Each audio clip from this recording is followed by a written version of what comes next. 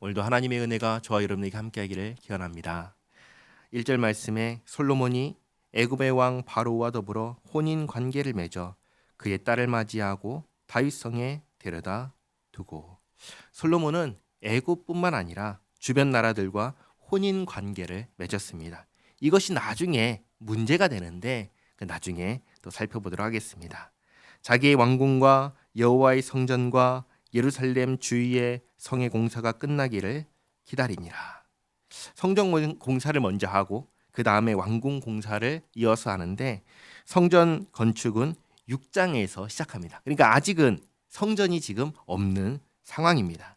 2절에 그때까지 여호와의 이름을 위하여 성전을 아직 건축하지 아니하였으므로 백성들이 산당에서 제사하며 솔로몬이 여호와를 사랑하고 그의 아버지 다윗의 법도를 행하였으나 산당에서 제사하며 분향하였더라. 아직 성전이 없기 때문에 임시로 제사하던 곳이 산당입니다.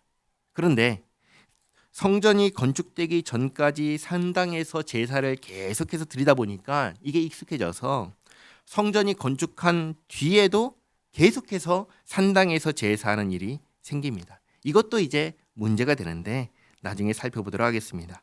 그러니까 벌써 두 가지 나중에 문제가 되는 것들을 지금 미리 말씀을 드렸습니다. 하나는 다른 신을 섬기는 이방인과 결혼하는 문제이고, 또 하나는 산당에서 제사하는 문제입니다. 어제까지 솔로몬이 공의를 행함으로 나라를 위태롭게 하는 사람들을 다 심판하여 나라를 견고하게 세웠습니다. 그러나 그것으로 모든 문제가 다 해결된 것이 아닙니다. 계속해서 조심해야 할 문제가 여전히 남아있다라는 것을 보게 됩니다. 그리고 이 모든 문제를 해결하는 근본적인 해결은 3절에 있는 것처럼 하나님을 사랑하고 다윗의 유언을 따라 하나님의 말씀을 지켜 행하는 데 있습니다. 4절에 이에 왕이 제사하러 기브온으로 가니 거기는 산당이 큼이라. 솔로몬이 그 제단에 1천 번제를 드렸더니, 번제는 뭐냐면 하나님께 제물을 태워서 드리는 예물, 선물입니다. 1천 번제를 드렸다는 것은 그만큼 많은 양의 예물을, 선물을 하나님께 드렸다는 말입니다. 옛날에는 1천 번제를 천일 동안 드린 제사라고 오해했습니다. 근데 그렇지 않습니다. 그 자리에서, 한 자리에서 솔로몬이 힘과 정성을 다하여 하나님께 예물을 드린 것입니다. 하나님께서 솔로몬이 이렇게 힘과 정성을 다하여 드린 예물을 받으시고, 5절에 기브온에서 밤에 여호와께서 솔로몬의 꿈에 나타나시니라. 하나님이 이르시되 내가 네게 무엇을 줄고 너는 구하라.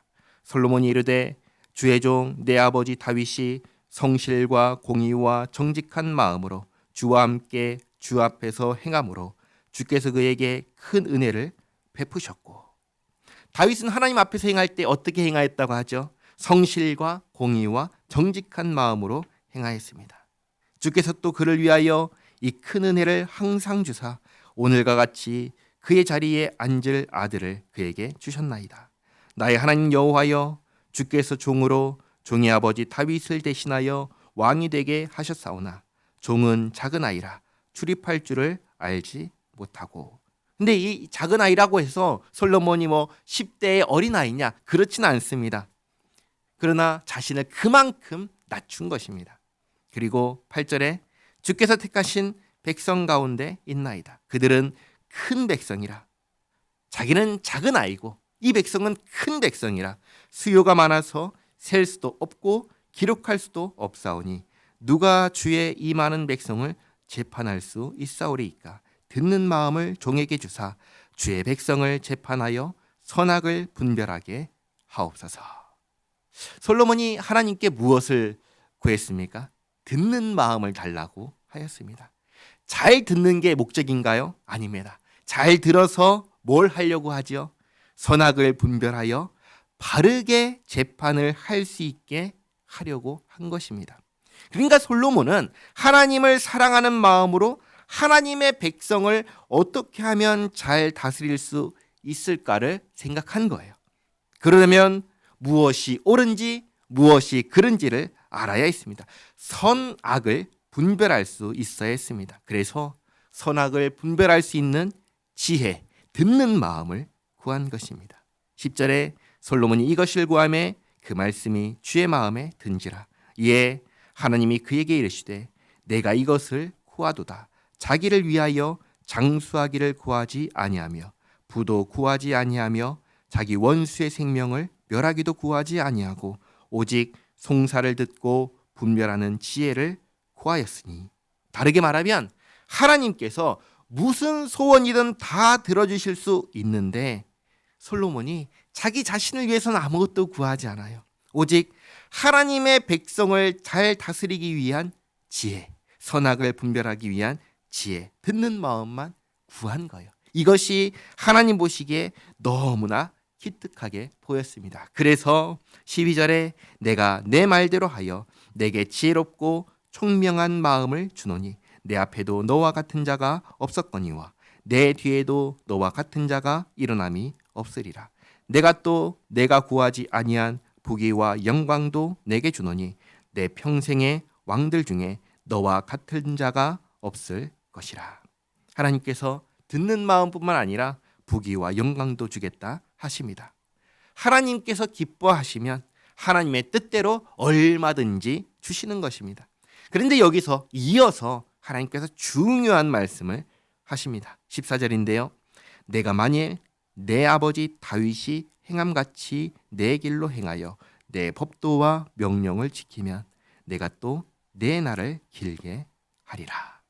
정말 중요한 말씀인데 이 모든 것은 다 솔로몬이 지금처럼 하나님을 사랑하는 마음, 다윗의 유언을 따라서 하나님의 명령을 지켜 행하는 동안에 주어지는 것입니다. 솔로몬의 마음이 변하여서 하나님을 배신하고 떠나면 다 하나님께서 거두어 가시는 것입니다. 어제 시므이에게 한 경고와 같습니다. 왕 앞에서 시므이가 서 있던 것처럼 하나님 앞에서 솔로몬이 서 있는 것입니다. 하나님께서 말씀하셨고 이제는 솔로몬이 하기 나름인 것입니다. 시므이가 왕의 말씀을 지켜 행하던 3년 동안 예루살렘에서 잘 살았던 것처럼 솔로몬도 하나님께서 말씀하신 대로 하면 지금 말씀하신 모든 것을 다 주실 것입니다. 15절에 솔로몬이 깨어보니 꿈이더라. 구약시대에 하나님께서 자신을 계시하시고 말씀하실 때에는 여러 가지 방법으로 계시하셨습니다. 꿈도 그 방법 중에 하나였습니다. 그러나 이제 성경이 완성됨으로 더 이상 이러한 방식으로는 계시하지 않으십니다. 이제는 우리에게 성경을 통해서 하나님의 뜻을 알게 하십니다. 솔로몬이 깨어보니 꿈이더라.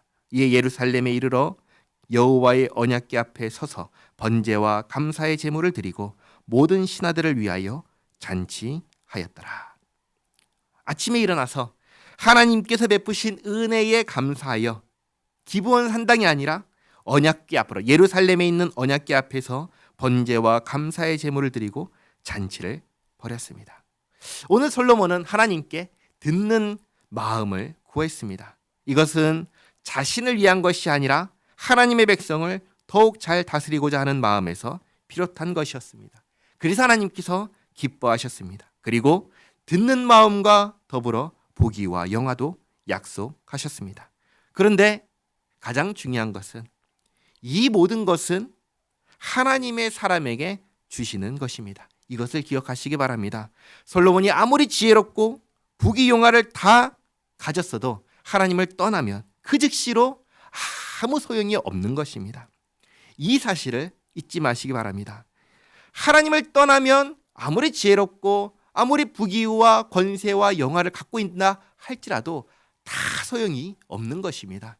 이것을 기억하면서 무엇보다 하나님 편에 서서 하나님 말씀에 순종하며 살아가는 우리 모두가 되기를 바랍니다. 기도하겠습니다. 좋으신 하나님, 가장 중요한 것은 지혜도 부귀 영화도 아니라 내가 하나님 앞에서 하나님의 말씀에 순종하며 하나님을 사랑하며 사느냐라는 것임을 깨닫습니다. 모든 것을 다 가져도 하나님께 불순종하고 반역하면 그 가진 모든 것이 아무 소용이 없습니다. 그러니 하나님, 우리를 붙잡아 주시옵소서.